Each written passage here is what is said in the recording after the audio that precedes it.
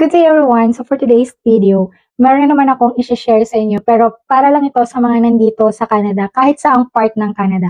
Alam niyo naman ang yung mamshi, basta pagkakakitaan ay talaga naman go na go tayo dyan. So shinare ko na rin ito before. Guys, alam nyo, kung lagi rin naman kayong naglalaro dyan sa cellphone nyo, might as well dun na kayo sa kumikita kayo ng libre kasi hindi ito sugal ha, dahil hindi ako nagpo-promote niyan.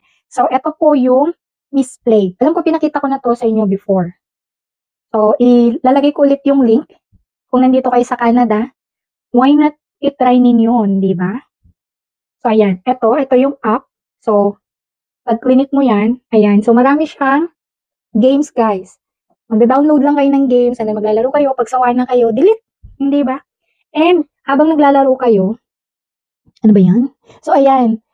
Nag-earn siya ng points, yung units. So, nag-earn kayo dyan ng points. Oh, ganyan. Kahit anong laro, basta dito. And then, kailangan pag lalaruin mo yung, di ba kunyari na-download mo na. So, kailangan ganyan, no? Ayan, no? Nakikita mo siya. Nagre-record yung iyong nilalaro. I mean, para makapag-earn ka ng points. So, kailangan running yun. And then, once na marami ka nang naipon, guys, itong masaya dyan. Ayan. Makikita mo tong shop. Saglit nga lang. Para makita nyo maigi. Ganito natin, guys. So, ito. Ayan, nakikita nyo tong shop. Pipindutin mo lang yan. And ito na. So, marami ka nang makukuha or ipapalit mo na yung points. So, ito na yung mga units na kailangan mo.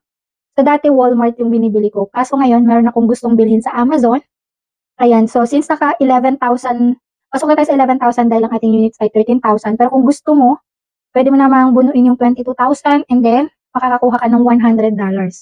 So, ito, kunin natin yung Amazon. And then, let's buy it. Confirm. Charan! O, diba? Order complete. So, aantayin na lang natin. So, dito siya mapupunta sa wallets. Ito na yung, so, pending for approval pa yan. So, ito yung dalawa ko nang nakuha. Noong December lang, nakakuha na ulit ako ng $50. And then, ayan, nung last year, nakakuha ko ng 2 beses. Ngayon, titignan natin kung sa isang buong taon, kung makakamagkano ba tayo. And then, antayin lang natin siya, guys, na ma-approve after ilang days yata. And then, yun na. Meron na tayo magagamit. So, that's it for today's video, guys. Alam nyo, basta kaperahan at libre naman at hindi naman siya scam. 'Di ba? So, pang extra-extra, malaking bagay na rin yung $50, guys. Kumbaga, kung nasa minimum wage ka, ilang oras na rin yan na pagtatrabahukan mo. Parang nasa 4 hours. 'Di ba? Nakalibre ka na. Why not ko ka na? So, yun lang. See you.